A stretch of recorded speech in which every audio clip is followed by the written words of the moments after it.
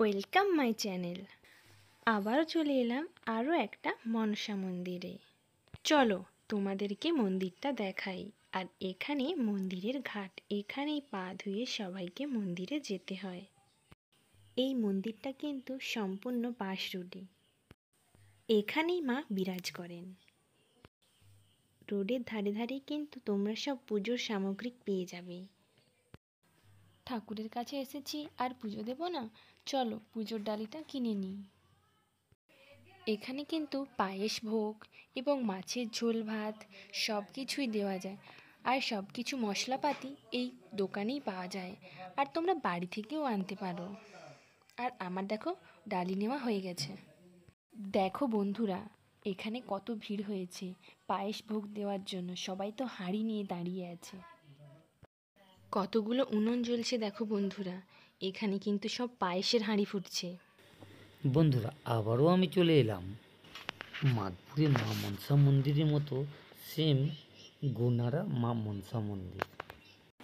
এখানে দেখো যারা যারা ভোগ দিয়েছে তারা দেখো সবাই মিলে সবজি কাটছে।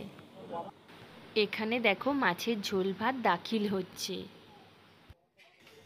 মাদপুরের মা মনসা মন্দিরে যেমন অলৌকিক কিছু ঘটনা আছে, সেম গোনারা মা মনসা মন্দিরেও সেই অলৌকিক কিছু ঘটনা আছে। যেমন সেখানে ছাদ নেই, সেম ঠিক এইভাবেও এখানেও ছাদ নেই মা মনসা মন্দিরে। আমি এবার মন্দিরের ভেতর চলে এলাম পুজো দেওয়ার জন্য। সবাই বলে এখানে মা মনসা খুব জাগ্রত। আর এখানে সব গাড়ি দাঁড়িয়ে যায়, দাঁড়িয়ে গিয়ে মা মনসাকে প্রণাম করে, তার সঙ্গে পুজোও দিয়ে যায়,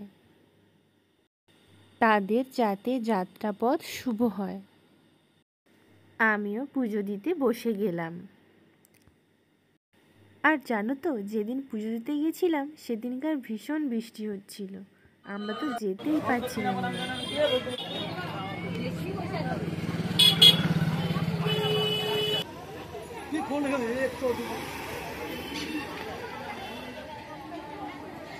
পুজো দেওয়া তো হয়ে গেল, এবার মন্দির থেকে বেরিয়ে বাড়ির উদ্দেশ্যে যাওয়ার পালা।